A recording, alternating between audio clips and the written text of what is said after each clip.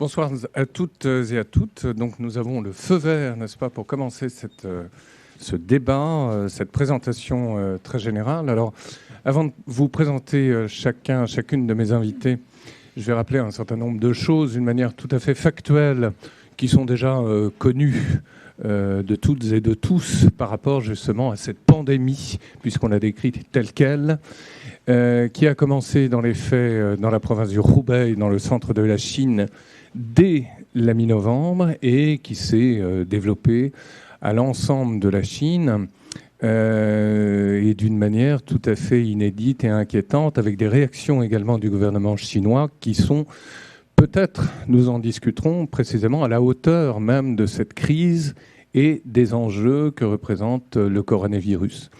Alors, ce que je vais faire dès maintenant, je vais présenter donc mes invités et par ordre successif, donc chacun présentera le problème. Anne Sénéquier, tout d'abord, qui est médecin co-directrice de l'Observatoire Santé à l'IRIS avec notre collègue Nathalie Arnoux.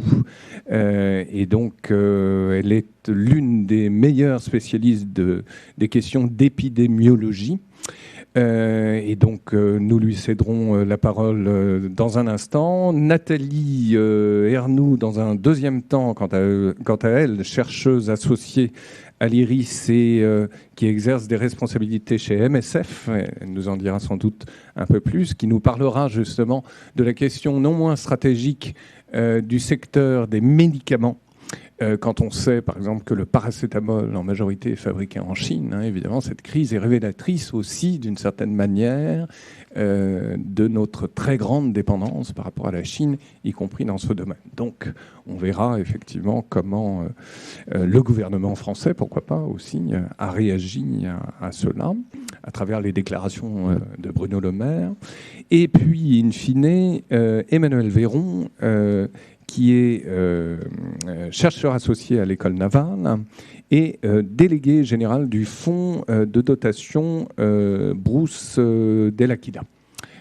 Voilà. Alors, sans plus attendre, je cède la parole à Anne Sénéquier en lui posant en substance cette question. Comment expliquer soudain cette brusque apparition de ce virus qui est devenu donc une pandémie, comme on le sait? Est-ce qu'il y a des antériorités dans l'histoire? A priori, oui, c'est une question faussement naïve. On pense évidemment au bacille de la peste, la grande peste de 1348 qui a fauché la moitié de la population au Moyen-Âge, la moitié de la population européenne. Donc, comment situer l'ampleur même de ce phénomène et de cette crise dans l'histoire, peut-être la plus ancienne, et puis surtout l'histoire contemporaine? Et on pense aussi à la grippe espagnole, pourquoi pas. Merci Emmanuel, bonsoir à tous.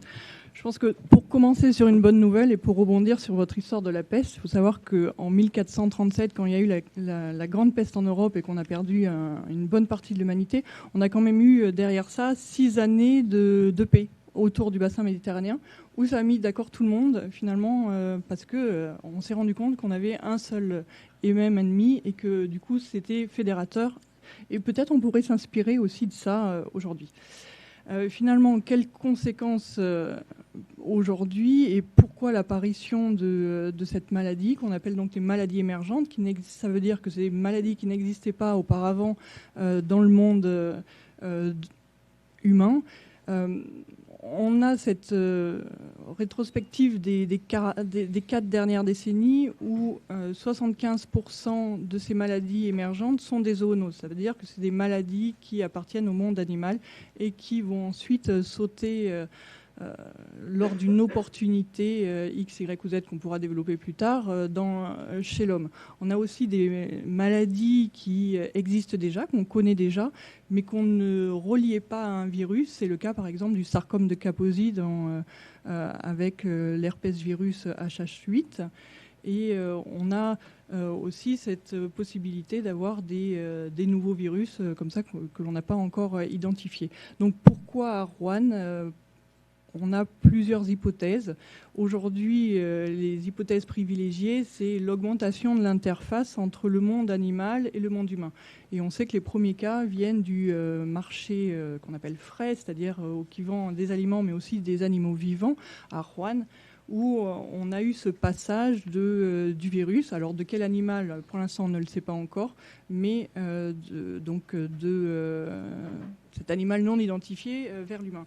Il faut savoir que Wuhan aussi au niveau géographique, c'est une mégalopole de 11 millions d'habitants, avec à l'est, l'ouest, nord et sud des villes à 1000 km de là, et entre toutes ces 4 villes, c'est un monde très très rural. Donc c'est un carrefour, un passage obligé finalement pour une région immense qui a un petit peu la taille de la moitié de l'Europe. Donc on voit bien que ça concentre une densité de population très importante avec une interface très importante aussi. Donc c'est là où on a ces risques d'émergence. Et c'est peut-être quelque chose qu'on pourra revoir plus tard, mais c'est là effectivement, c'est apparu à Wuhan pour savoir si c'était question faussement naïve de savoir si c'était première émergence, bien sûr que non. On en a tout plein. On a le SARS en 2004, le MERS en 2012, qui était la version du Moyen-Orient de ce coronavirus. On a Zika, il n'y a pas si longtemps, lors des JO de Rio. On a le chikungunya, on a Ebola, qui aujourd'hui en RDC vient de libérer son dernier patient de l'épidémie qui a commencé en août 2018. On a le VIH aussi qui date depuis 40 ans et qui a eu des millions de morts. Donc non, ce n'est pas la première et malheureusement, ça ne sera pas la dernière. On pourra réévoquer ça plus tard. Alors, vous prononcez Wuhan comme les gens du Roubaix, c'est bien, hein, Wuhan. Voilà, c'est Wuhan, hein, capitale du Roubaix. Hein, bon. Alors, moi, ce qui me surprend, et je me fais un peu l'avocat du diable, hein, vous avez évoqué le SRAS, donc 2003-2004, et finalement, a priori, vu de loin, dans mes souvenirs, c'était une cause tout à fait identique, c'est-à-dire apparition également d'un virus à partir d'un marché animal, et dans mon souvenir, plutôt à Guangzhou, donc Canton. Donc, comment expliquer ? Parce que finalement, vous mettez le doigt en plus sur une réalité sociologique de la Chine. Quand on est sinologue, on connaît, mais qui tend à avoir été très vite oublié, c'est que certes, il y a des conurbations et que la majorité de la population est citadine, mais effectivement, dans cet entre-deux, il y a des espaces ruraux qui sont tout à fait considérables, où, disons-le carrément, les modes de vie sont encore ceux d'une société du tiers-monde.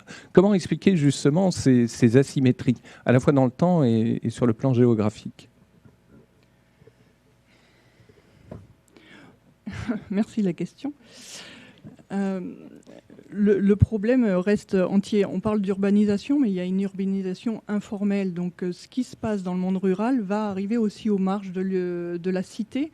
Et c'est aussi cette problématique-là où on parlait d'augmentation de l'interface animal-humain. C'est de se rendre compte que dans cette urbanisation informelle, on a souvent un élevage familial et on peut dire sauvage dans les arrière-cours, beaucoup de volailles, beaucoup de porcs. Et on n'en parle pas parce qu'on est phagocyté par cette épidémie de Covid. Mais en Chine, il y a eu une épidémie de grippe porcine on a dû abattre la moitié du cheptel de porcs en Chine actuellement.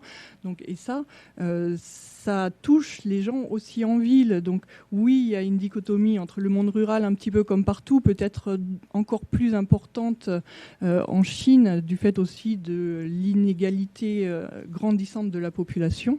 Mais malgré tout, on a quand même ce sens qui reste là, très important. Alors Nathalie, je mets les pieds dans le plat. Est-ce que la France gère bien la crise selon vous ? Et est-ce qu'on est en mesure, c'est la question évidemment qui nous taraude tous, de faire face à cette pandémie ? Alors moi, je ne suis pas épidémiologiste et je suis encore moins médecin. Donc, sur la préparation de la France, je ne me permettrai pas de me prononcer, mais d'après mes collègues et ceux qui travaillent dans le secteur, il semblerait que tout le monde soit relativement satisfait, en tout cas, des étapes qui ont été prises, des étapes respectives qui ont été prises, et les annonces d'ailleurs, prises par le gouvernement. On verra ce soir ce que dira le président, parce que je crois qu'il y a une allocation à 20h qui est prévue. Donc, je crois que pour l'heure, en tout cas, tout le monde a l'air relativement satisfait. Mais alors, je le soulignais tout à l'heure en introduction, d'entrée de jeu, c'est quand même une crise qui souligne évidemment notre vulnérabilité dans le domaine des médicaments. Qu'est-ce que vous pouvez nous dire à ce sujet? Est-ce qu'il y a eu déjà une réaction stratégique de la part de la France? En fait, je pense que ça, malheureusement, la perfect storm, comme disent les Anglais, du coronavirus, ne soulève, cet effet de tempête soulève en fait des problématiques qui ne sont pas nouvelles, malheureusement. Et elles sont de plusieurs ordres. La première, c'est que nous sommes dépendants de nos approvisionnements pour les médicaments. Voilà, on le sait. Nous ne sommes pas égaux et nous n'allons pas être égaux dans l'accès au traitement. Je ne parle pas uniquement de la France, je parle au niveau international. Et le troisième point, c'est que nous n'avons pas les bons outils thérapeutiques aujourd'hui, puisqu'en fait, on se retrouve avec les mains vides. On n'a aucune possibilité de traitement. Il n'y a pas de traitement aujourd'hui contre le coronavirus qui montrait des évidences d'efficacité.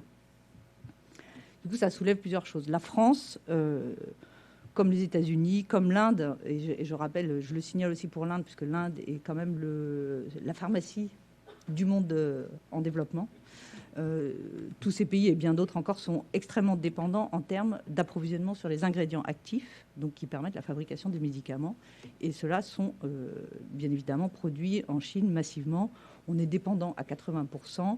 Et je crois qu'il y a 20 ans, il y avait un rapport qui avait été sorti et qui faisait état d'une dépendance inversée, c'est-à-dire qu'on avait 30% de dépendance il y a 20 ans et aujourd'hui on est à 80%, en tout cas en ce qui concerne la France.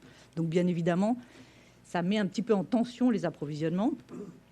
Ça révèle deux choses. Et je pense que dans les discours qu'on entend aujourd'hui, il y a eu une tendance à essayer de... En tout cas, il y a une tendance qui pourrait être inquiétante, mais qu'il ne faut pas confondre avec des ruptures d'approvisionnement sur tout un tas de médicaments qui existent en France, qui ne sont pas nouveaux, et qui existent pour d'autres raisons. Les raisons, elles sont assez différentes. La première, c'est que la production a été délocalisée, on l'a dit, parce que la main-d'œuvre est moins chère dans des pays comme la Chine. Le deuxième, c'est que certains fabricants se désintéressent de la fabrication d'un certain nombre de produits parce que les marges ne sont pas assez importantes. Et le troisième, c'est que les normes environnementales ne sont pas les mêmes en France et en Chine en l'occurrence. Et donc, on a sous-traité notre problématique environnementale ailleurs. Donc la question qui va se poser, donc tout ça joue sur une forme de tension, c'est ce qui explique la dépendance, et c'est ce qui explique en partie la tension qu'on a déjà sur un certain nombre de produits, mais qu'il ne faut pas confondre avec l'impact de ce qui est en train de se passer aujourd'hui. Pour l'heure, je crois qu'il n'y a qu'un seul produit qui est impacté, et c'est pour l'approvisionnement des États-Unis à cause de la crise du coronavirus. Donc personne aujourd'hui ne dit qu'il y a de tension sur les approvisionnements à cause de la crise du coronavirus. Ça, c'est important. Je pense que probablement Emmanuel reviendra là-dessus, mais la production reprend tout doucement en Chine. Je vous rappelle que janvier, c'était la période du Nouvel An chinois. Et en général, les entreprises stockent, parce qu'ils savent très bien qu'il y a un mois de vacances, entre guillemets. Et donc, il y a un stock qui permet quand même de faire effet tampon, je dirais, pour les approvisionnements. Donc là, c'est en train de reprendre. Il y aura peut-être un certain nombre de choses qui se produiront, mais on voit quand même un impact. Cette crainte et cette vulnérabilité, elle se traduit aujourd'hui par des attitudes différentes. La première, c'est que vous avez des pays, notamment comme l'Inde, qui a interdit l'exportation d'un certain nombre de produits vers les pays qu'elle fournissait. Donc on va voir des mesures de protectionnisme commencer à s'installer. L'Europe est en train de mettre en place des mesures aussi de limitation de l'exportation de matériel médical. Donc ça, c'est ce qu'on voit se mettre en place aujourd'hui. Mais on a aussi la tendance au surstockage, c'est-à-dire qu'on voit des pays, pour se préparer, qui ont décidé de surstocker en fait les produits pour justement les avoir en main. Alors, justement, ce qui est intéressant, c'est de voir la réaction de la Chine. L'un de nos collègues, Stéphane Corcuff, grand spécialiste des rapports interdétroits Taïwan-Chine, évoquait il y a quelques jours dans les colonnes du Monde, je cite, la diplomatie du masque. Et on apprend, il y a 24 heures à peu près, que la République populaire de Chine va mettre à disposition du gouvernement italien 2 millions de masques, ou je ne sais plus. Mais c'est vrai aussi pour l'Iran, de la Chine vers l'Iran. Donc, Emmanuel, comment interpréter cela ? Oui, merci beaucoup, Emmanuel. Merci à toutes et à tous d'être là ce soir. C'est probablement une des dernières fois à avoir un petit moment. Voilà. Je tenais à le rappeler. C'est un gros sujet qui démarre depuis le début de la semaine, qui correspond à la reprise en main de la situation par le pouvoir autoritaire, voire totalitaire, autour de la personne de Xi Jinping. Avec hier ou avant-hier la visite officielle encadrée de sa bulle de sécurité de l'épicentre de la pandémie, désormais pandémie, déclarée par l'OMS hier, de la visite donc du site de Wuhan. Et je rappelle en chinois, étymologiquement, Wuhan, c'est le Han chinois martial, guerrier. C'est assez fort que l'épicentre soit là, quoi. Donc on convoque un vocable martial, guerrier, etc., dans une situation de crise, donc on va pouvoir galvaniser les troupes en cas de désunion d'une Chine. Voilà.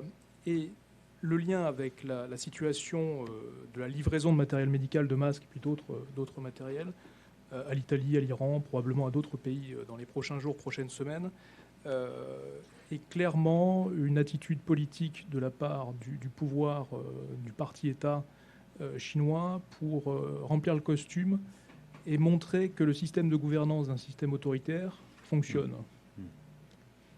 On verra à moyen et à long terme comment ce mode de gouvernance spéculera sur les failles, le non-fonctionnement des démocraties libérales. Nous, Italie, Allemagne, etc. Donc on est sur deux fronts. L'un, la gestion d'une crise sanitaire. Deux, très rapidement doublé, on l'a évoqué, on y reviendra sur le volet économique qui est majeur. Et peut-être dédoublé avec la dimension politique. D'où les relations entre les rives du détroit de Taïwan, côté Taïwan, et façon de faire à Taipei et façon de faire à Pékin. Cette reprise en main du politique par l'équipe dirigeante autour de Xi Jinping permet également de réinterpréter l'histoire, de réécrire l'histoire. L'épidémie qui est aujourd'hui donc une pandémie, je n'ai qu'une casquette de petit universitaire modeste, je ne suis pas du tout médecin, part bien de Chine. Ce qui se passe actuellement, et on est filmé, c'est bien, la semaine dernière, après une déclaration du porte-parole du ministère des Affaires étrangères, remet en cause l'origine du virus, je cite, « Nous sommes à la recherche encore et toujours de la traçabilité de l'origine du virus qui n'est pas nécessairement uniquement Wuhan. » Donc je souffle sur les braises d'un éventuel complot, là. En termes de responsabilité de gestion de crise, c'est assez intéressant. Je remonte un petit peu en avant. Pourquoi cette surenchère dans les joutes verbales des consignes indiquées à différentes chancelleries partout dans la planète ? Paris, il n'y a qu'à regarder les différentes déclarations des diplomates chinois à Paris, regardons ce qui se passe aux États-Unis ou ailleurs en Italie, etc. En plus de la livraison de matériel médical. C'est le grand silence, la censure, les premières semaines, et j'insiste bien, les premières semaines de la diffusion du virus, de la diffusion de cette épidémie. On évoquait novembre ou peut-être décembre, on ne sait pas trop. En tout cas, décembre, ça c'est certain. Les premiers cas sur Twitter, en source ouverte, on savait à peu près qu'il y avait 2 cas suspects à Wuhan début janvier, au moment de notre nouvel an à nous. Voilà. Et puis rapidement après, 1 ou 2 cas bizarres à Bangkok, en Thaïlande. Bon, intéressant. Très rapidement, en fait, les autorités locales de Wuhan et du Hubei, de la province, sont au courant qu'il y a quelque chose de bizarre.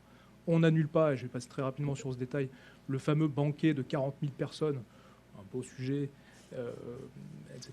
L'histoire des marchés, donc la transmission d'animal à animal et d'animal à l'homme. Et puis après, pouf, c'est parti. Et on ne sait pas jusqu'où ça va aller, sans être dans le...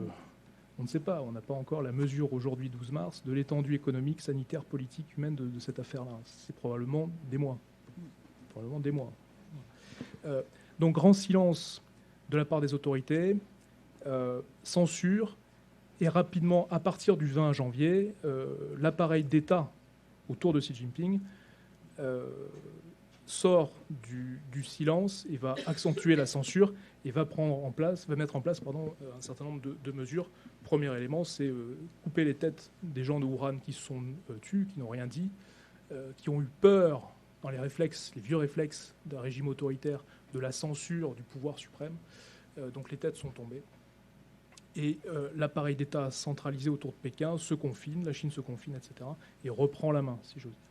Aujourd'hui, on est dans la phase que j'évoquais au début de mon intervention, on est dans la phase d'une internationalisation de la reprise en main du pouvoir politique. Mais le fait pour le régime chinois de vouloir nier les origines chinoises du virus, est-ce une façon toute préventive de rejeter à terme d'éventuelles réparations vis-à-vis notamment de la Corée du Sud ou d'autres pays? Comment l'interpréter? C'est tout à fait légitime de le dire comme ça. On est sur une réécriture de l'histoire, une réinterprétation des faits. D'abord et avant tout, et une ou deux anecdotes, en direction de l'opinion chinoise. Donc on dit doute autour de Wuhan. Bon, mais dès qu'on a semé le doute, c'est parti, le complotisme explose. C'est peut-être américain, guerre commerciale sino-américaine, etc. À 270 mètres du marché au marché d'animaux, vous trouvez ça sur Twitter, il y a le fameux laboratoire P4 livré par la France sous la gouvernance Bernard Cazeneuve en 2017, qui est une affaire qui remonte à Jean-Pierre Raffarin en 2003-2004. Voilà. Donc à partir de là, laboratoire P4, manipulation bactériaux, viraux, etc. Enfin, le doute s'installe un peu plus. C'est pas là par hasard, etc. Donc, effectivement, on essaie de dissiper ça, rassurer la population, l'opinion chinoise. Et puis, il y a d'autres anecdotes très croustillantes qui sont complètement fantasques. C'est le retour pour le Nouvel An chinois d'ouvriers chinois dans le nord italien, dans le cadre des routes de la soie, de gros contrats d'infrastructure, qui reviennent et qui contaminent tout le monde. Vous voyez, donc, c'est assez intéressant. Bon, et on a une succession comme ça de fake news qui alimentent le complot et qui sont en train clairement d'opacifier la réalité des faits. Voilà. Mmh. Alors, Anne, je vous repose un certain nombre de questions. Est-ce que vous voyez justement une différence dans la gestion de crise entre la Corée du Sud et la Chine? Parce qu'on a tendance, d'une manière toute idéologique, à opposer les pays démocratiques, Taïwan aussi, à la Chine, dans cette manière de gérer justement la crise. Et en même temps, quand on commence à avoir une vision globale sur les choses et à s'intéresser notamment au Japon, on voit bien que vous soyez une démocratie ou une dictature, finalement, on est confronté au même problème. Mais gère-t-on de la même manière le problème? Faut-il y voir par ailleurs, je pose carrément la question, parce que ça m'a été posé par des journalistes, une interprétation justement assez culturaliste de la crise, dans le sens où, a priori, dans des sociétés de culture confucéenne, il y aurait une autodiscipline collective beaucoup plus grande que dans des pays latins, par exemple, ce qui expliquerait la décrue à laquelle nous assisterions aujourd'hui quant au nombre d'infectés, à la fois en Corée du Sud et en Chine. Merci Emmanuel. Je vais d'abord rebondir sur ce que disait notre Emmanuel Véron en parlant des fake news et des social médias avec les Twitter et compagnie. On a commencé à voir ça déjà dès 2014 avec Ebola, où on avait ces mêmes complots en Afrique avec l'idée que Ebola avait été créé par les Européens pour recoloniser l'Afrique. Enfin, on avait tout plein de théories comme ça qui phagocytaient également les médias sociaux. Et aujourd'hui, de fait, vu que les médias sociaux sont d'autant plus importants dans la vie de tous les jours qu'en 2014, bien sûr qu'on retrouve ces genres de problématiques. Maintenant, est-ce qu'une démocratie est mieux armée ou moins armée qu'une autocratie, on va dire entre guillemets, pour gérer une épidémie? Si on part du principe que le maillon faible dans une épidémie, c'est le facteur humain, on pourrait dire que oui, parce que ce qui est problématique, contrairement à une catastrophe, on va dire, naturelle ou même de pollution, où on peut émettre un modèle mathématique qui suit des règles physiques intangibles, là on va savoir ce qui se passe. Le problème du modèle mathématique d'une épidémie, c'est qu'on va introduire le facteur humain, qui est le gros facteur inconnu, et qui, à partir de mesures d'éloignement telles qu'on l'a, par exemple actuellement en France, et comme on l'a partout finalement, qui sont censées ralentir le pic épidémique et ralentir l'intensité de ce pic, on aura toujours des fuites de toute façon. Donc et finalement, tous les pays du monde, qu'on soit une autocratie, qu'on soit une dictature ou qu'on soit une démocratie, il y a malgré tout une colonne vertébrale commune qui est de toute façon la suite logique de la courbe gaussienne épidémique. C'est-à-dire qu'il y a une apparition de cas. À un moment donné, vu qu'on est aussi dans une transmission de un cas, pour l'instant, certaines études limitent à 2 à 2,5 cas contacts et du coup qui peuvent être infectés. Certaines vont jusqu'à 5. Ça fait qu'on a une croissance exponentielle des cas, de fait. Donc on va avoir un pic qu'il faut gérer. Donc quelle va être la différence? En fait, ça va être avec les moyens que l'on a. Donc c'est en fonction du système de santé, c'est en fonction aussi de la confiance de la population envers son gouvernement. Donc c'est vrai que du coup on questionne le régime de gouvernement. Et ensuite aussi, on a ce petit facteur chance, puisque dans une pandémie, puisqu'aujourd'hui on parle de pandémie, on n'est pas sur une vague qui traverse comme ça le monde de la même manière dans tous les pays, mais chaque pays va gérer la vague à sa mesure et à sa façon, et de fait, ça va impliquer une virulence, une létalité différente. Nathalie, je rebondis par rapport à l'Inde que vous mentionniez tout à l'heure. On a l'impression, dans l'observation générale de cette crise, qu'il y a des angles morts. Donc il y a des continents qui manifestement ne sont pas atteints. Est-ce parce qu'on n'a pas les moyens de dénombrer justement les victimes du coronavirus? On pense évidemment à l'Inde, à l'Amérique du Sud, voire même à l'Afrique subsaharienne. C'est quand même étrange, cette façon de faire. Deux choses. Moi aussi, je vais rebondir sur l'histoire de l'épidémie et après, je réponds tout de suite à votre question. Je pense que, je ne sais pas s'il y a un facteur culturel. Ce qui est certain, c'est que je pense pour essayer de contrôler l'épidémie, il y a des mesures individuelles et des mesures collectives qui doivent être prises et c'est toujours un espèce d'équilibre à trouver entre... Et là, peut-être que culturellement, ça va jouer et bien évidemment, comme le disait Anne, la relation, la confiance que l'on peut avoir en fait dans les recommandations, mais évidemment, il va y avoir, on va réduire un peu sa liberté individuelle pour assurer une sécurité collective. Et c'est un petit peu c'est ce rapport-là et c'est cette tension-là qu'on va trouver, et qu'on trouve d'ailleurs dans tous les pays à des degrés un petit peu différents, puisque le but, effectivement, c'est d'éviter en fait de surcharger les hôpitaux et massivement, et donc d'essayer d'écraser la courbe de l'épidémie. Et même si on a le même nombre de cas, mais on va l'étaler sur une durée plus longue, ce qui fait qu'on pourra traiter tout le monde et on n'aura pas cette surcharge qui risque d'augmenter d'ailleurs les taux de mortalité, puisque des gens ne seront peut-être pas traités, puisqu'il va falloir faire des priorités, etc. Et ce qui a été déjà largement commenté.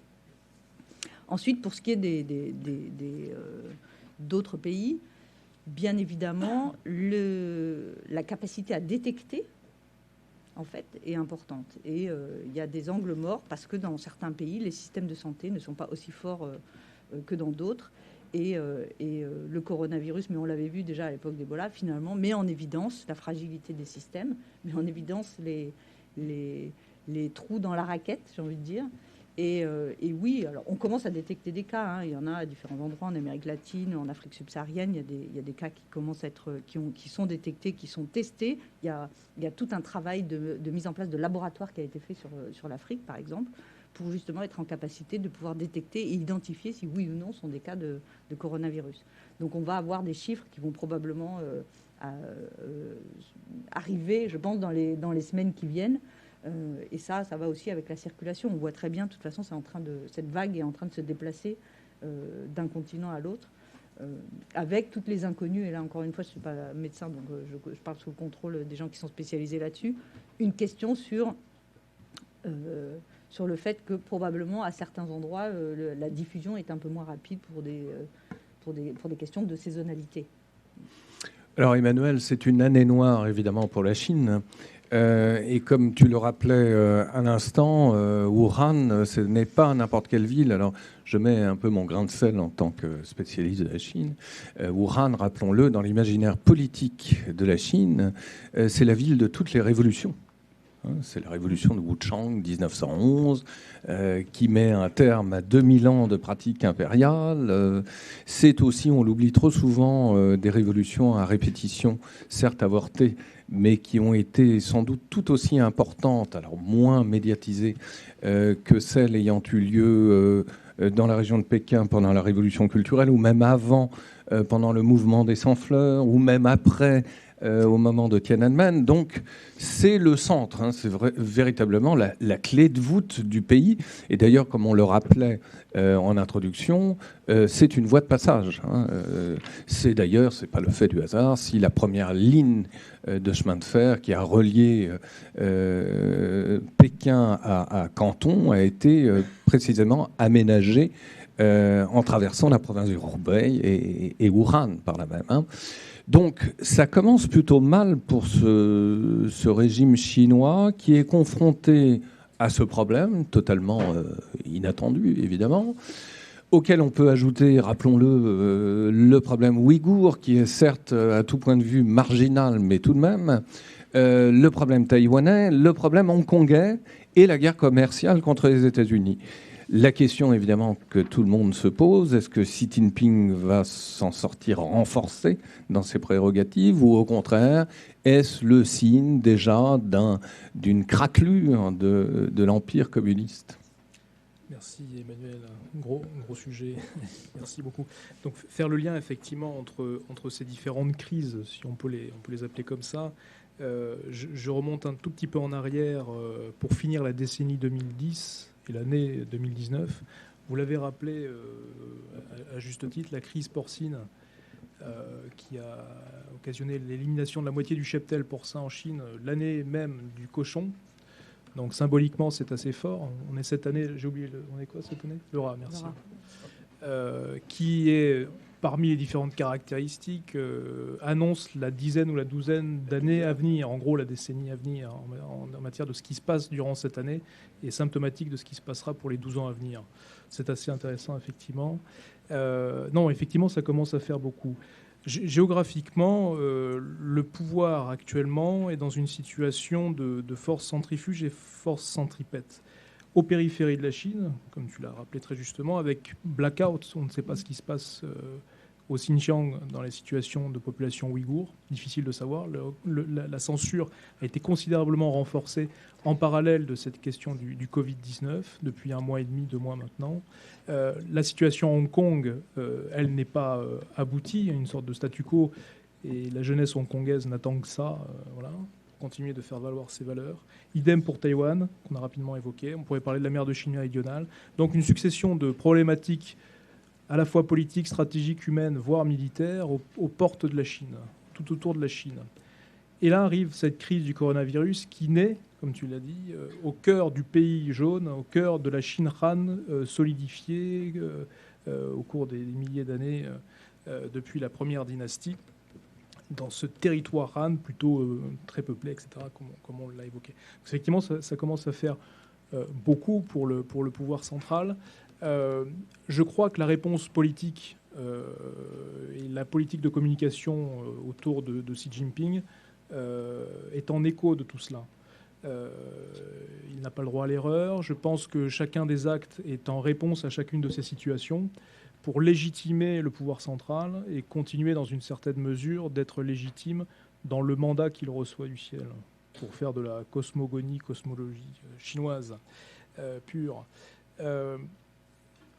Pour autant, il est fortement discrédité. Quand on regarde de plus près différents dossiers, si on s'écarte très rapidement, un court moment, du Covid-19, là où la Chine parle de connectivité, de commerce international avec les fameuses routes de la soie, donc les approches maritimes ou le Xinjiang pour faire la connexion avec l'Asie centrale, et tout sauf connecté, c'est fortement militarisé. On voit la situation en mer de Chine méridionale, on voit la situation chez les Ouïghours. Donc on a un langage qui est en dissonance avec la réalité stratégico-militaire.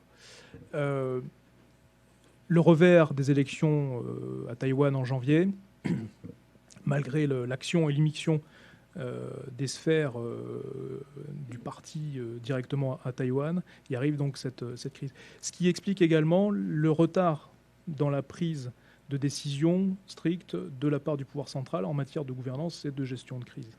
Donc maintenant, ils essaient de rattraper le temps.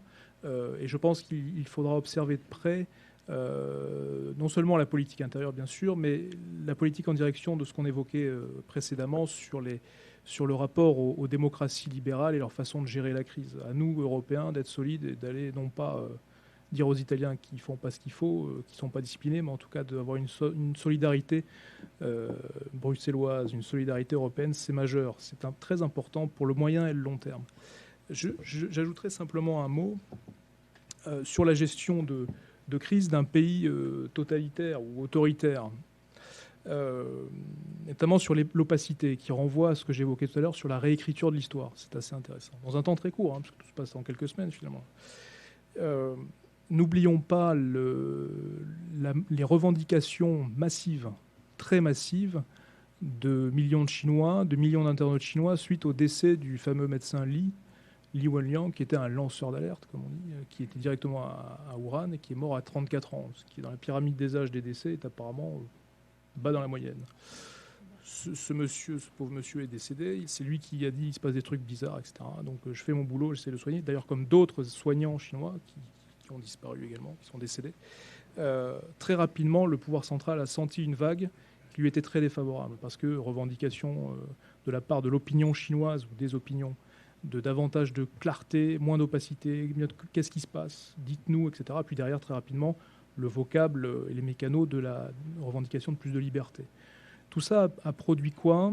Et c'est en parallèle de la reprise en main assez forte, musclée de la part du pouvoir central, un nettoyage du net, clairement, renforcement des mécanismes de la censure et des consignes directement passées aux grands groupes chinois du numérique, alors en l'occurrence Tencent, via son application de messagerie WeChat, de verrouiller tout ce qui est subversif.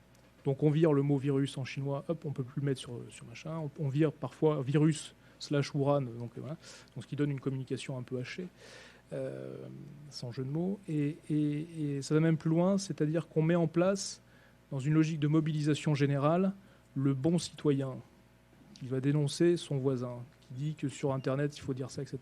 Et donc je vais mettre en place une logique cybernétique pour contrôler la population, et installer un peu plus loin, dans la société chinoise, des logiques de contrôle cybernétique. Donc là, c'est le bonheur de l'énergie, lapsus, c'est le bonheur de l'économie numérique et digitale. Mais ça ne fait pas toute l'économie. On va revenir aux aspects politiques, évidemment, qui sont cruciaux. Anne, mais même question posée à Nathalie, est-ce qu'on est en voie, à l'Institut Pasteur ou ailleurs, ou en Chine même, de trouver un antidote ? Parce que ce sont des virus, on n'aura pas d'antidote en fait. Pour les maladies virales, les antiviraux ne sont pas efficaces à partir du moment où la maladie est symptomatique. Donc à partir du moment où on a des symptômes, ça ne sert plus à rien de prendre des antiviraux. Donc c'est compliqué. Dans les maladies virales, le truc le plus efficace, c'est la prévention, donc la vaccination. Et la vaccination, aujourd'hui, on a 5 types de vaccins qui mettent entre 1 à 5 ans, voire 10 ans à être développés. Donc non, on n'aura pas de vaccin là demain. On est en train de travailler sur une nouvelle forme de vaccin qui est vaccin à vecteur ARN ou ADN, c'est-à-dire la matrice génétique d'un vaccin. En fait, on utilise un virus pour introduire le vaccin dedans et que finalement, en infectant l'hôte, on puisse vacciner un petit peu dans ce sens-là. Mais c'est pas encore finalisé. C'est en cours à Pasteur et dans de nombreux laboratoires de par le monde. En termes de thérapeutique, il y a de nombreux essais cliniques qui sont mis en place, majoritairement en Chine, mais aussi qui se développent aussi en Europe et aux États-Unis. Je suis sûr que tout le monde a entendu parler de cette histoire de chloroquine. Donc ça fait partie des molécules qui sont testées. Il y a aussi les corticostéroïdes, des antiviraux qui sont utilisés dans la lutte contre le VIH. Donc tout ça, c'est des essais cliniques, mais encore une fois, un essai clinique, ça a une temporalité particulière. C'est pas juste on essaye 2 semaines, on voit si ça marche ou pas. Là, sur l'histoire de la chloroquine, on aura des résultats préliminaires fin août et définitifs fin décembre. Donc on a quand même une temporalité qui, de toute façon, n'est pas compatible avec la temporalité d'une réponse ici et maintenant sur une épidémie, qu'elle soit virale, en tous les cas, ou bactérienne. Nathalie, Oui. pour réagir. Oui, je vais pas réagir, juste peut-être rajouter, compléter. Donc, ce qui se passe aujourd'hui en termes de... Effectivement, comme je le disais tout à l'heure, on est les mains vides, pas de traitement. C'est intéressant, pourtant, le SRAS, le MERS sont des coronas. On aurait pu bénéficier à l'époque, compte tenu du niveau d'angoisse qui était à peu près le même, on devrait bénéficier aujourd'hui de ces résultats. Malheureusement, on a perdu 17 ans. Faute d'investissement, et j'y reviendrai tout à l'heure, faute d'investissement dans la durée sur les questions de recherche, et ça soulève une vraie question sur la façon dont on fait la recherche et sur quel type de priorité les États, qui en partie la finance, s'engagent. Aujourd'hui, donc en termes de traitement, qu'est-ce qu'on a? Rien, comme je l'ai dit. On a des options qui sont testées, effectivement. Une option d'un produit qui avait été développé dans le cadre pour traiter Ebola, qui n'a pas été efficace sur Ebola et qui est aujourd'hui testé sur le Covid. C'est a priori, en théorie, celui qui a l'air le plus prometteur. Pas de résultats essais cliniques se font à différents endroits, dont la Chine, bien évidemment, avec des résultats a priori peut-être fin avril, donc assez tôt, puisqu'il y a quand même beaucoup de cas qui peuvent être testés, contrairement à Ebola, où on a mis beaucoup de temps à avoir des résultats, parce qu'au moment où on lançait les essais cliniques, il y avait quasiment plus de... On avait passé largement le pic de l'épidémie. Ensuite, il y a des produits qui... Donc ce produit-là, il n'est pas enregistré sur le marché, on va dire, théoriquement, il n'existe pas, il n'y a pas de production qui existe. La deuxième catégorie sont des antiviraux dont l'indication thérapeutique existe, notamment pour le sida et autres, ou des produits contre la malaria, comme la chloroquine, qui, eux, vont être testés sur dont l'efficacité va être testée est déjà testée et testée sur le coronavirus. C'est ce qu'on appelle du repositionnement de médicaments. Et ensuite, le vaccin, effectivement. Logiquement, en termes de traitement, donc on n'aura rien très, très rapidement. En tout cas, on n'a rien aujourd'hui, on n'aura pas grand-chose demain. Il faut attendre les résultats parce qu'aujourd'hui, il n'y a pas assez de données pour être en mesure de dire que oui, ce produit-là, oui, celui-là marchera. Quoi qu'il en soit, et encore une fois, imaginons que dans un monde idéal de la recherche, on ait un produit qui fonctionne prochainement, va se poser la vraie question de qui va y avoir accès. Et alors là, je vais vous dire, la question reste entière, parce qu'on va se retrouver, d'ailleurs on le voit déjà sur les produits, tout le monde est en train de stocker, de garder ses masques, on voit les prix flamber, hein. Donc la question, ça va être, bon, quel produit, certes, mais qui va le produire, à quel prix? Parce qu'il va bien falloir multiplier les sites de production. Est-ce que l'entreprise qui aujourd'hui a développé le produit, en l'occurrence si on prend celui qui a l'air entre guillemets d'être le plus prometteur, va donner ses droits et va permettre en fait à d'autres sites de production de produire son produit? Oui, à quel prix? Moi j'ai entendu dire, si c'est ce produit-là, entre 9 et 1000 $ le traitement. Je vais vous dire, c'est pas tout le monde ne va pas y avoir accès, ça c'est très clair. Les pays pauvres, encore une fois, on va se retrouver dans une fracture. En fonction des systèmes de santé, on va se retrouver encore une fois là aussi avec des gens qui auront accès ou pas accès, ou avec un reste à charge différent. Donc ça soulève beaucoup de questions. La logique voudrait, compte tenu de la pandémie, que l'OMS, qui est en charge de la coordination aussi sur la recherche et qui avait émis les priorités de santé, et que ce soit pour les traitements ou que ce soit pour les vaccins avec le CEPI, qui est un mécanisme de financement en fait, de la recherche sur les questions de vaccins, s'engage, y compris avec l'industrie pharmaceutique, à faire en sorte que le traitement qui sera découvert fonctionnant sur le coronavirus soit accessible à tous, gratuitement si possible, avec un mécanisme qui devrait s'assurer du financement de tout ça. Les milliards sont en train de pleuvoir quand même sur la planète coronavirus aujourd'hui. 12 milliards la Banque mondiale, alors pas uniquement pour la recherche. L'Europe débloque aussi quelques milliards. La France, 8 millions. Les États-Unis, 8 milliards. Le Canada s'est lancé aussi dans la course avec je ne sais plus combien de milliards. Donc, les milliards sont en train de pleuvoir. Ce qui serait intéressant, c'est de l'argent public, c'est le vôtre, c'est le mien. Ce qui serait intéressant quand même, c'est que certains argent public servent à ce qu'on ait un produit qui soit accessible à tous et qu'on ne se retrouve pas avec une privatisation des profits du jour au lendemain sur ce type de produits-là. Donc ça va être une vraie question, et une vraie question aussi pour le personnel de santé, je le rappelle quand même, qui sont les premiers exposés. Et donc, le personnel de santé, c'est la même chose pour les masques et le matériel de protection, que le personnel de santé soit en mesure d'avoir accès à ces produits-là. Voilà.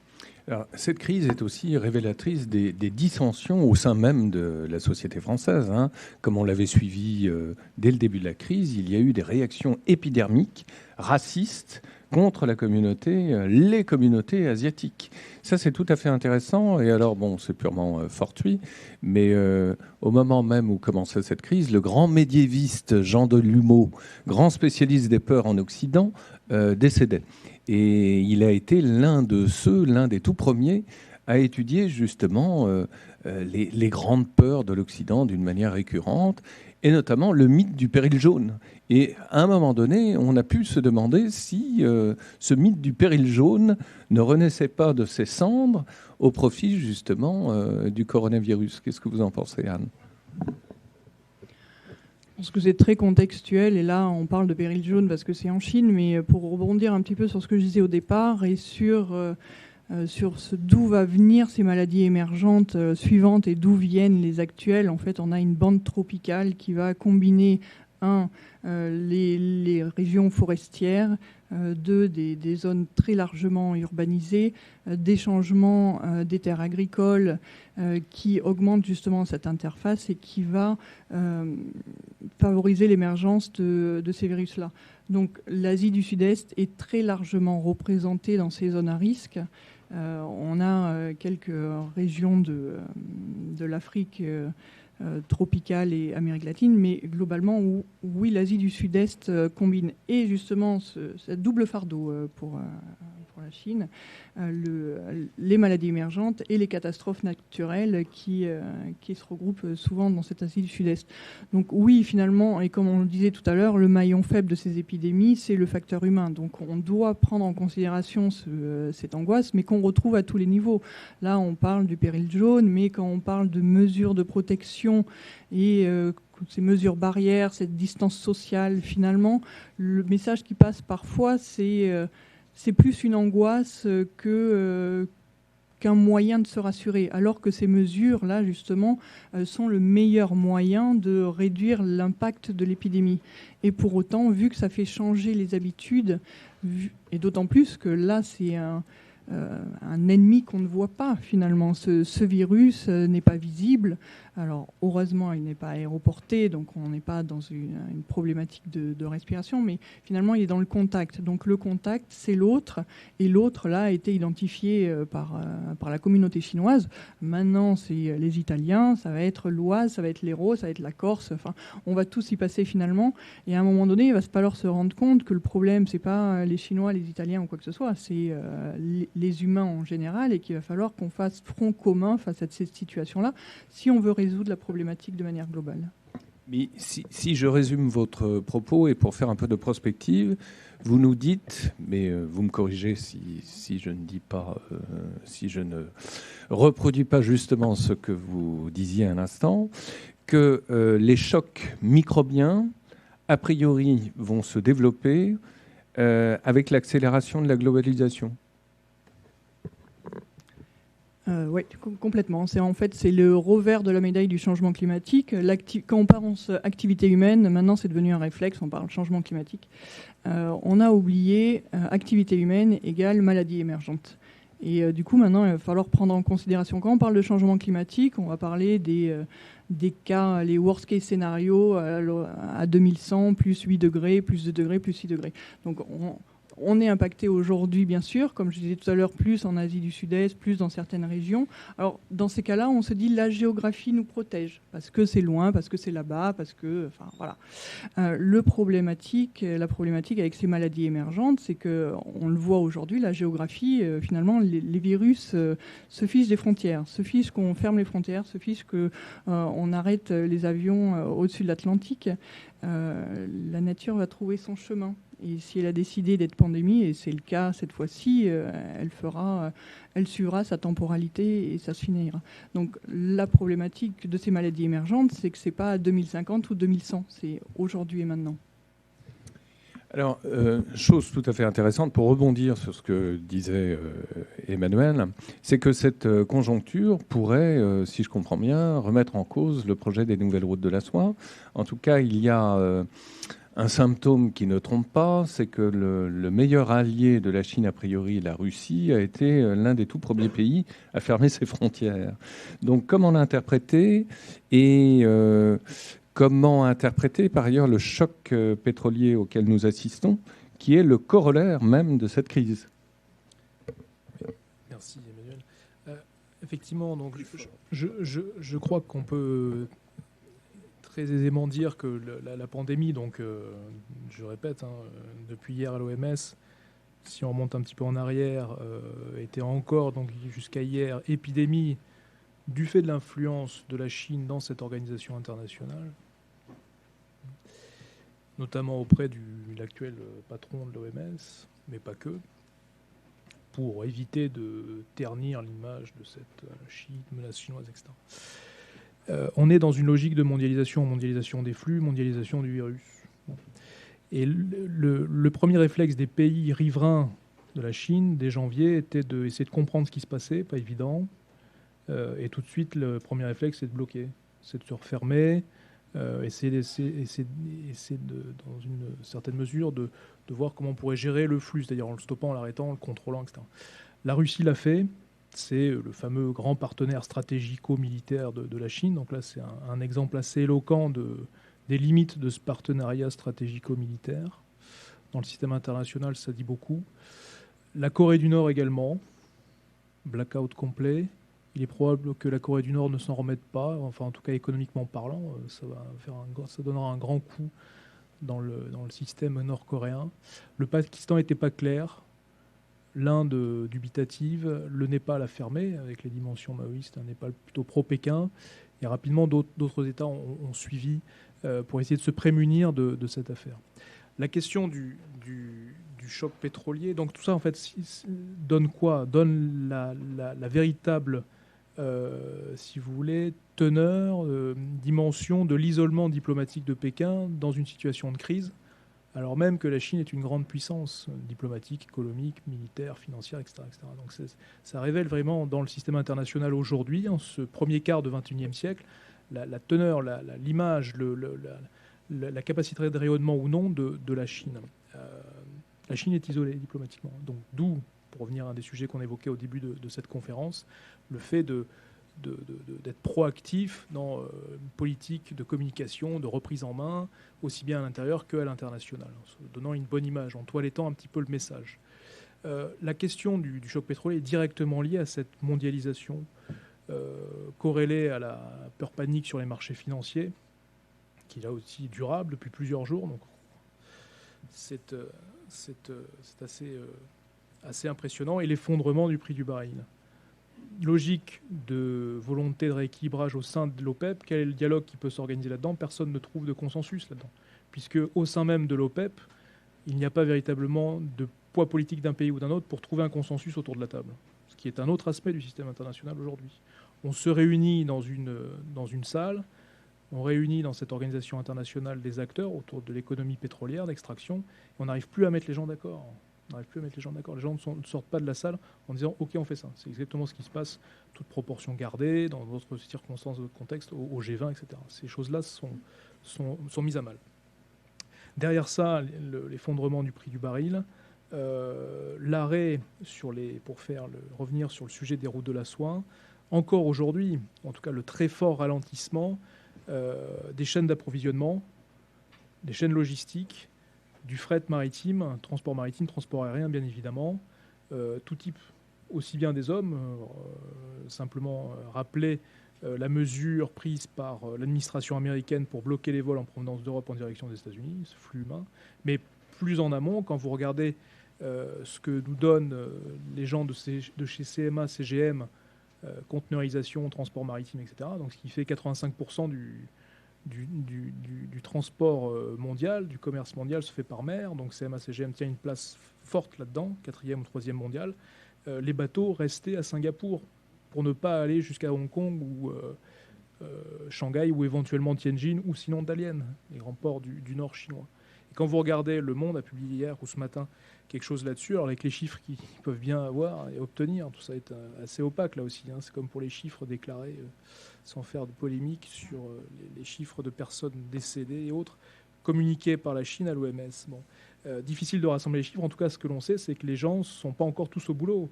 C'est que les bateaux, il y a un manque à gagner énorme, ne sont pas encore tous livrés, etc. Donc il y avait des stocks un mois en avance sur lesquels on peut puiser, sur lesquels, etc. Mais il va y avoir véritablement un choc en profondeur dans les chaînes d'approvisionnement, les chaînes logistiques.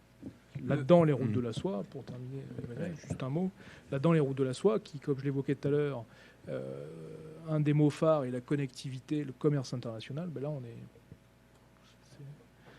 L'autre dommage collatéral qu'on ne mentionne pas, en tout cas je n'ai rien lu ou entendu à ce sujet, c'est l'impact de cette crise sur les élections américaines. Et j'aimerais t'entendre sur ce point-là, sachant qu'on a beaucoup glosé depuis l'élection de Donald Trump sur l'indépendance énergétique des États-Unis depuis la découverte du gaz de schiste. Néanmoins, on le constate, justement, le prix du baril s'effondre. Et donc, les États-Unis vont être de moins en moins compétitifs. Est-ce que, pour aller droit au but, cette crise peut provoquer une non-réélection de Trump ? Non, enfin, une bonne nouvelle. Non, je ne le crois pas. Non, je ne le crois pas. Je ne crois pas. La chute du prix du baril en 2014, quand le baril était autour de 30 ou 40 $, était déjà en conséquence des gaz de schiste et des huiles non conventionnelles. Les États-Unis se retirent progressivement, enfin plus que progressivement d'ailleurs, du Moyen-Orient, donc des approvisionnements moyen-orientaux, et augmentent très fortement leur production nationale, si j'ose dire. Ce qui a participé à effondrer le prix du baril, en plus des sanctions, tenir un petit peu la Russie, etc., qui elle-même est un grand pays exportateur, producteur-exportateur de gaz et de pétrole. Donc non, je ne crois pas pour ces raisons stratégico-géopolitiques, pour utiliser des gros mots, mais non, aussi parce que c'est une question d'opinion, c'est une question de politique intérieure, c'est une question de paysage international, les élections. Donc je ne le crois pas. Alors, je vais revenir à Nathalie pour lui poser cette question. Est-ce que le gouvernement français va peut-être prendre l'initiative de rapatrier un certain nombre de savoir-faire depuis la Chine, atelier du monde, dans le domaine de la fabrication stratégique des médicaments à l'issue de cette crise ? Je ne suis pas devin, mais je crois savoir que des entreprises pharmaceutiques, c'est pas un sujet nouveau en fait, ça a déjà été mis sur la table plusieurs fois sans qu'aucune mesure ne soit prise. Je crois qu'aujourd'hui, la France, mais l'Europe tremble un peu, et on peut parier pour qu'il y ait des mesures de rapatriement, en tout cas de production. Donc d'ingrédients actifs pour la fabrication de médicaments qui reviennent. Ce qu'il faut savoir, c'est que ça s'accompagnera bien évidemment probablement d'une augmentation du coût de la fabrication et donc des médicaments et de problématiques environnementales qu'il faudra aussi traiter. Je ne suis pas sûre qu'on ait envie d'avoir des grands bassins de chimie extrêmement actifs comme c'était le cas dans la vallée du Rhône, où c'est toujours un peu le cas mais beaucoup moins. Donc oui, probablement qu'il va y avoir des mesures. En tout cas, la mondialisation est en train de questionner la dépendance. Enfin, ce qui est en train de se passer aujourd'hui, et le fait qu'on soit extrêmement dépendant, c'est vrai pour les médicaments, mais c'est vrai pour l'industrie automobile aussi, hein, et d'autres secteurs d'activité. Ça repose un petit peu la question de rapatrier chez soi, en tout cas, cette capacité à avoir un potentiel pour répondre aux problématiques. Je pense que sur la question de la recherche aussi et du développement de médicaments, comme je le disais tout à l'heure, ce qui pourrait aussi être intéressant, c'est de se reposer la question d'une production publique, en fait, de recherche publique et de production publique, parce que on le sait dans d'autres catégories comme les antibiotiques. L'industrie pharmaceutique a totalement déserté le secteur et n'investit plus. Et même à grand coup de subvention, n'est pas prête à se lancer dans la recherche d'antibiotiques parce que ça ne rapporte pas. Donc, il y a un vrai enjeu pour l'État d'être en capacité d'avoir les bons outils pour traiter les situations. Et donc, effectivement, on pourrait, je pense, avoir des mesures qui seraient prises, mais je ne suis pas convaincue que ça se fasse très rapidement, mais, parce que le problème, encore une fois, je l'ai dit tout à l'heure, a déjà été soulevé. On ne découvre rien aujourd'hui. On ne découvre rien sur la question de la dépendance. On ne découvre rien sur la question de la recherche et du développement. On ne découvre rien sur la question des pratiques probablement abusives qui vont se développer dans les semaines qui viennent. Question posée à Anne. On a pu constater en Corée du Sud la mobilisation de l'armée, des services de sécurité côté chinois aussi, et au Japon, rien. Comment expliquer ce décalage du Japon par rapport à ses voisins ? On a vraiment l'impression d'un Shinzo Abe pas du tout à la manœuvre. Peut-être qu'il a considéré que la problématique était sanitaire et que le système de santé allait être en capacité de résoudre la situation. Il faut savoir que finalement, on parle de chaque pays qui fait sa réponse dans son coin, mais on a quand même une coordination, et on n'en a pas parlé jusque-là, mais il y a quand même une coordination de l'OMS avec cette déclaration d'urgence sanitaire au niveau à la portée internationale. On a aussi le règlement sanitaire international qui est je dirais, une conséquence de l'épidémie de SARS en 2004. Et ce règlement sanitaire a été signé par la quasi-totalité des pays du monde. Donc ça donne une colonne vertébrale à suivre et chacun, encore une fois, va suivre ça comme il peut. Maintenant, à qui de mobiliser les services de l'armée, à qui de donner la priorité aux autorités sanitaires. Maintenant, en ce qui concerne le Japon, il me semble que du coup, ils ont privilégié le côté sanitaire, même si on sait aussi les couacs qu'il y a eu avec le Diamond Princess, où ils n'ont pas mesuré vraiment l'importance de la chose. Dernière question peut-être que je pose à Emmanuel, et ensuite on passera la parole à la salle. Quid des relations entre la Chine et l'Iran par rapport à ce contexte de crise? Est-ce qu'il y aura un impact durable aussi pour le régime iranien? Oui, merci Emmanuel de la question. C'est là aussi dans la continuité du Moyen-Orient compliqué, difficile, de la situation qu'on connaît en Iran et en Irak avec l'élimination du général iranien Qassem Soleimani, et donc sous couvert d'agenda électoral au mois de février en Iran. Et hop, arrive cette crise sanitaire. Il est à peu près clair que la question sanitaire, le bilan sanitaire en Iran, qui est, alors, sous couvert de statistiques que vous suivez bien mieux que moi et plus sérieusement que moi, est au niveau 2 ou niveau 3, en nombre de morts, en nombre de gens infectés, ou en tout cas en termes de décès, me semble-t-il, ou 3 ou 4. Anne va vérifier. 3, voilà, c'est deuxième, c'est passé l'Italie.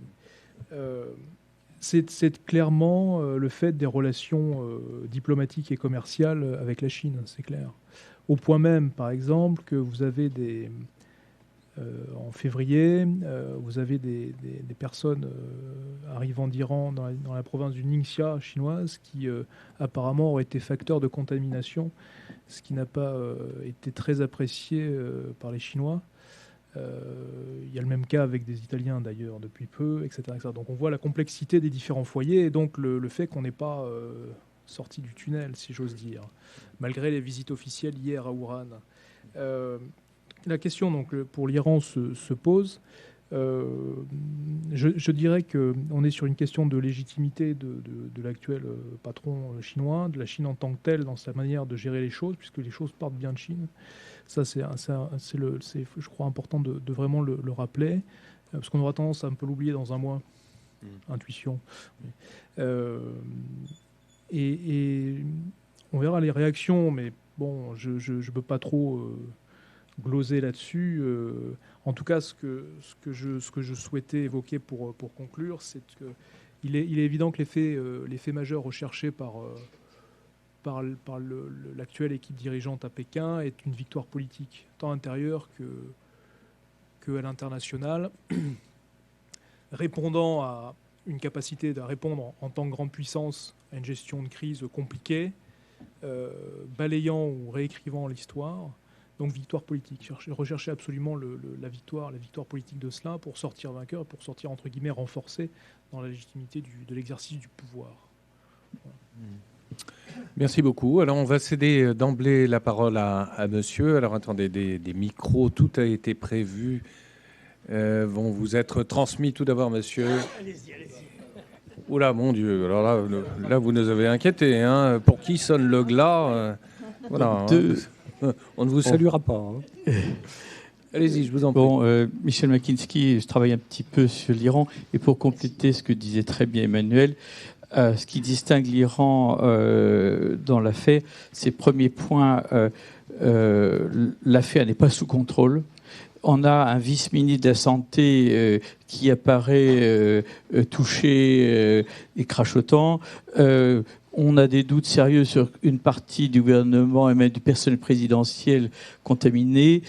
10% au moins de parlementaires contaminés. Et l'affaire n'est pas sous contrôle, alors que paradoxalement, le système de santé iranien est de qualité, mais le vieux virus iranien du manque de capacité d'organisation pèse, c'est pas spécifique à la santé, lourdement dessus. Côté le rapport avec la Chine, on l'a bien vu, on s'embrasse, on s'envoie des masques, etc., avec un embarras épouvantable. D'une part pour les causes de contamination qu'Emmanuel a évoquées, mais aussi avec une cause religieuse, puisque à Qom, qui est le centre religieux iranien, est un des principaux épicentres de l'épidémie, avec des étudiants chinois qui sont là-bas. Et donc, ça crée un très gros embarras. Autre source d'embarras pour les Iraniens, c'est qu'après les épisodes qu'on en a connus des législatives, plus Soleimani, plus surtout l'accident, le dégringolage du Boeing, les gardiens de la Révolution ont besoin à tout prix de se refaire une virginité. Et on a vu les gardiens de la Révolution annoncer d'une part qu'ils prenaient en main les choses, et deux, qu'ils annonçaient même la production prochaine d'un vaccin. Alors donc on va leur donner un prix Nobel de médecine. Voilà. Et donc ça c'est le premier point. Deuxième observation, et je serai plus bref, un acteur intéressant, c'est notre ami Oncle Donald. Oncle Donald a fait une déclaration, il fait que ça, il a fait une déclaration intérieure, il a qualifié le virus de virus étranger. Et ça, c'est un message fort aux États-Unis, on voit bien d'où ça vient. Et deuxième observation intéressante, en bloquant tout accès citoyen européen, il a fait une exception, l'Angleterre. Donc, on voit bien qu'il y a des conséquences, il y a une stratégie politique derrière. Dernière observation peut-être concernant le choc pétrolier gazier des Saoudiens et des Russes. Il y aura un effet peut-être un peu plus important sur un élément, et je vais terminer là, c'est non pas sur les producteurs de pétrole de schiste qui sont résilients parce qu'ils se sont habitués, etc., mais sur les outils de financement. Et là, ce qui pourrait coûter cher à Trump, c'est si jamais certains outils de financement sont frappés, ça aura un effet sur la bourse. Et c'est l'effet boursier qui est peut-être le plus gros risque électoral de Trump, car il a l'œil scotché là-dessus. Et si la bourse décroît trop durablement, je ne dis pas que ça va changer le résultat des élections, mais ça peut l'affecter. Merci. Une réaction de l'une de vous trois, Emmanuel peut-être ou... Non, moi je voulais juste dire très rapidement, c'est vrai que peut-être que les Iraniens ont dit ça, mais tout le monde on est en pleine compétition d'annonces sur les découvertes de vaccins. Mais pour des raisons financières, de traitement, et étonnamment, on voit que les actions de ceux qui annoncent des résultats positifs sur des bases pas tout à fait solides montent. C'est peut-être, ce sont probablement les actions qui montent. Donc, en tout cas, la fabrique à cash fonctionne. On pourrait dire ça. Monsieur, question. Oui, Alain Vignat, ex-marin d'État. On lit ça et là que le virus n'aime pas la chaleur. Ça a été confirmé par le gouvernement chinois qui dit attendez le printemps et tout va disparaître. On constate par ailleurs que les pays de l'hémisphère sud sont peut-être, ou par manque d'informations en ce qui me concerne, moins touchés que l'hémisphère nord. Que penser de cette assertion comme quoi la grippe n'aime pas l'été ou l'été n'aime pas la grippe ? Comme tout être vivant, les virus n'aiment pas trop la chaleur. Donc oui, ça peut effectivement diminuer l'intensité d'un pic épidémique, mais ce n'est pas ça qui arrêtera le virus. On a pu se demander par rapport à l'Afrique, finalement, pourquoi on n'avait pas de cas. On a un grand doute sur la capacité à identifier. Là, il s'avère qu'on a le Situation Report de l'Afrique qui vient de sortir. On a quelques cas épars à travers l'Afrique, mais tous venant d'Europe. Alors après, la question, c'est est-ce que finalement la vague se déplace de l'Europe vers l'Afrique ? Hypothèse 1. Deuxième hypothèse, finalement, on a des ressortissants européens qui arrivent en Afrique et qui sont symptomatiques et qui vont aller dans les centres de santé qui ont la capacité de faire des tests. Parce que la population en Afrique n'a pas forcément accès justement à ces tests-là. Donc je pense qu'on est plus sur l'hypothèse 2 que la première.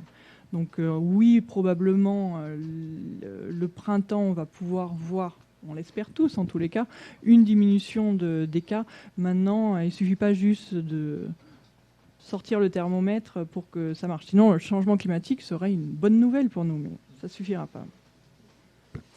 Merci, jeune homme. Oui, bonjour. Tout d'abord, merci pour votre intervention.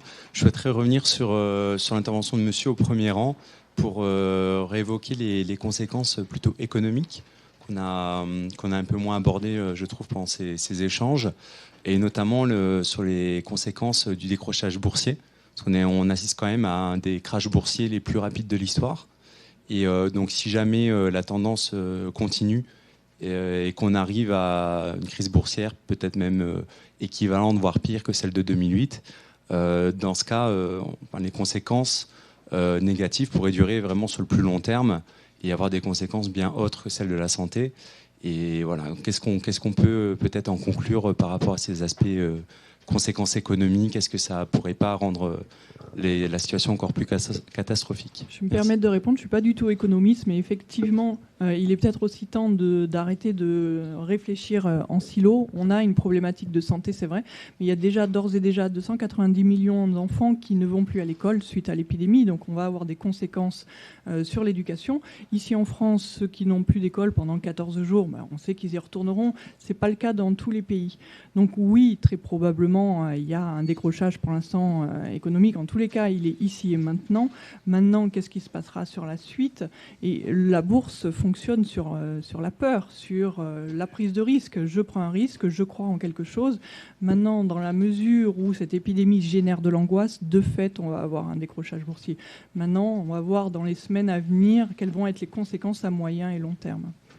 Oui. Emmanuel souhaitait réagir. Si je peux me permettre, en complément de ce que vient de dire Anne et de votre question, de votre question sur les questions boursières, oui, effectivement, c'est ce qu'on a évoqué. Hein, tout ça est en décroissance absolue. Je pense que ce qu'on peut voir, alors effectivement, ça va peut-être booster certains secteurs économiques, etc. Ce que j'évoquais en Chine sur le numérique, le digital, etc. Mais sur les enseignements à distance, des trucs comme ça, le télétravail, une réflexion sur le télétravail. Non, je crois qu'effectivement, en termes économiques, ça va être un vrai choc. C'est déjà perceptible, les pertes en centaines de millions, voire plus, des grands groupes. Les grands groupes, ils ont la capacité de tenir, de se relever, de mettre un genou à terre, etc. Sinon, ce qu'il faut regarder, c'est le bilan premier trimestre des ETI, des PME, à la fin du mois de mars. Compliqué. D'abord en Chine, dans une situation économique à la fin de l'année 2019 qui n'était pas si tip-top que ça, tassement de la croissance, problématiques bancaires, financières, chômage, emploi, recrutement assez à tonnes, etc. Donc là, ça a vraiment posé un vrai coup qui n'est pas encore complètement analysé parce qu'on n'a pas les chiffres et c'est difficile d'avoir tout ça pour le début de la crise qu'on est en train de vivre. Mais en tout cas, c'est évident qu'il va y avoir un vrai choc économique d'abord en Chine, chez nous. On parle de récession, c'est pas moi, vous écoutez Thierry Breton, commissaire européen, on parle très nettement d'une possible recension. Plus les jours avancent, on enlève le mot possible. Quid de la situation en Italie qui économiquement n'est pas en forme tip-top non plus? Comment on va pouvoir se relever de ça quand vous mettez un pays à l'arrêt pendant un certain nombre de jours, voire de semaines? Quid de ce qui va se passer ici en France? Donc c'est des questions de plan de relance, de mobilisation, pour gérer la crise en matière de réponse sur un temps relativement court de gestion de crise, mais sur un temps plus long, moyen et long. Si on revient à la Chine, ils sont déjà en train de cogiter à des plans de relance, des méga plans de relance, à l'identique de ceux qu'ils ont mis en place à la suite de la faillite Lehman Brothers entre 2007, 8 et 9. 4 000 milliards de yuan. 4 000 milliards de yuan, on fait la conversion en dollars de l'époque, voilà, pour relancer l'économie. Donc là, c'est l'État qui va intervenir massivement avec les grands consortiums parétatiques ou étatiques qui vont intervenir. Et les Chinois sont déjà là-dedans. Donc on est là-dessus. Donc on se donne rendez-vous à la fin du mois pour les ETI et les PME, et puis la suite après. Jeune homme. Je reviens sur ce que vous aviez dit sur Thierry Breton et je pense que c'est applicable à l'Union européenne. Je voulais savoir si vous jugiez les mesures prises par l'Union européenne suffisantes. Ils ont déjà débloqué un fonds d'investissement de 25 milliards justement pour contrer le coronavirus, en plus d'avoir annulé la directive qui forçait les avions à voler pour garder les parts de marché. Je voulais savoir si, au-delà de ça, vous pensiez que c'était suffisant et s'il y allait y avoir d'autres mesures et s'il n'y avait pas un manque de cohérence globale de l'Union européenne face au coronavirus. Si, clairement, sans être polémique, clairement, il y a un vrai besoin de solidification des mesures européennes, aussi bien en matière, je fais un militantisme pro-Europe, mais enfin, je veux dire, c'est légitime, quoi. Ça serait un bon message politique et humain que les autorités européennes pourraient délivrer déjà au niveau européen puis au niveau international. Un manque de réactivité et de mesures plus englobantes, plus des politiques d'assistance à des pays comme l'Italie qui sont très touchés actuellement, plutôt que de les critiquer et de dire que c'est des branleurs, en gros, et qui sont bons qu'à être des branleurs. Voilà, c'est pas constructif, ça, comme truc. Mais dépêcher les équipes médicales, on cogite, on réfléchit, on agit, puis on réfléchit sur le moyen et le long terme à des politiques industrielles, en partie de relocalisation, et puis également des plans de relance. Donc pour l'instant, les mesures sont un petit peu timides. Il faut espérer et souhaiter mieux, plus fort, plus... Voilà. Monsieur. Oui, Paul Arnaud, juriste. Allez-y. Vous voulez que je me lève? Non, c'est pas la question. Je distribue entre-temps le... Il y a une question que vous n'avez pas abordée. C'est l'impact que peut avoir cette pandémie sur les relations européennes. L'État, la fédération européenne qui était il y a quelques années en construction. Là, peut-être qu'on va devoir prendre en compte certaines défaillances. Le mardi 10 mars, il y a l'Espagne qui a supprimé les relations... les liaisons aériennes avec l'autre, là, l'Italie. Mercredi, c'est Air France qui a décidé de ne plus desservir les aéroports italiens. Est-ce que, alors, deux petites questions sur cela. L'Europe a-t-elle les institutions européennes ont-elles des compétences? Je crois pas. Je crois que c'est des compétences exclusives des nations. Il faudrait peut-être qu'elles harmonisent tout. Quel est votre avis sur les reculs que peut prendre l'Europe à ce niveau-là sur l'épidémie, la pandémie? Et puis, deuxième question, est-ce que vous croyez que il faudrait pas qu'elle éclate quand même, cette Europe? Elle a tellement eu de risques systémiques à traverser. Encore à nouveau, ça commence à bien faire. Alors, quelle est votre expertise sur la question? Elle va être étoffée. Madame disait tout à l'heure, Anne, j'ai plus son nom. Oui. Elle disait tout à l'heure, il y a des bonnes nouvelles à travers les désarrois de départ. Alors, est-ce que l'Europe peut en faire partie ou pas? Merci. Emmanuel, réponse? Merci. Ou Nathalie d'abord. Nathalie. Merci. Moi, je vais juste répondre sur les questions de recherche. Au niveau européen comme au niveau mondial, ça sera bien en associant les forces de chacun des pays et des chercheurs de l'ensemble des pays qu'on va trouver les réponses et qu'on va mutualiser non seulement la recherche mais aussi les investissements. Donc je ne pense pas qu'on soit capable tout seul en fait de trouver. Et on l'a bien vu d'ailleurs, les Chinois ont partagé assez vite l'ADN en fait du virus, qui a permis aux chercheurs du monde entier de travailler sur la question. Alors c'est vrai qu'on n'a pas encore de résultats concluants, mais sans cela, on serait encore beaucoup plus loin. Donc je pense que la coopération et la coordination sont nécessaires, et ça le sera d'autant plus, vous le verrez, Dès qu'on va avoir des problèmes d'approvisionnement, on sera bien content d'avoir des mécanismes de coordination, sinon on va s'entretuer copieusement. Voilà. Emmanuel, une réaction peut-être? Oui, il faut que l'Europe se bouge. Point. Il faut faire Monsieur, le boulot, il faut jouer, une question. jouer le jeu. Punchen Kopier, ambassade de la Russie. Vraiment dire, j'ai pas peur de coronavirus, mais j'ai peur des conséquences économiques. Et quant à moi, c'est pas le temps de créer la compétition entre les pays, comme vous avez dit, démocratiques et non démocratiques. C'est le temps pour unir les efforts contre les maladies. Et pour moi, la question c'est: est-ce qu'il existe maintenant le partenariat entre les pays de l'Union européenne, le partenariat entre les laboratoires médicaux et entreprises pharmaceutiques entre deux pays européens et la Chine, la Russie, le Japon? Est-ce que nous pouvons voir le partenariat ou c'est toujours la compétition? Merci. On a une compétition de toute façon dans la mesure où on est dans un secteur privé. Après, le CEPI, comme l'évoquait Nathalie tout à l'heure, qui est une entité qui est dans la recherche et le développement de la vaccination des maladies un petit peu oubliées, dont font partie les maladies émergentes, et est un ersatz de la dernière crise des maladies émergentes avec Ebola en 2014. Le règlement sanitaire international, pareil avec le SARS. Et on apprend, c'est vrai que finalement, on n'apprend rien sur le fait qu'on manque de tout, mais finalement, chaque nouvelle épidémie nous apprend ce dont on manque finalement. Et cette coordination, aujourd'hui, elle est vitale. Et si aujourd'hui, ces partenariats, ils sont présents parce que la communauté scientifique, finalement, se fiche des partenariats financiers et tout le monde communique avec tout le monde. D'ailleurs, en début de cette épidémie, l'OMS a demandé à tous les publications médicales de passer par l'OMS d'abord, justement, pour faciliter et accélérer la recherche de par le monde. Donc c'est en train de se construire.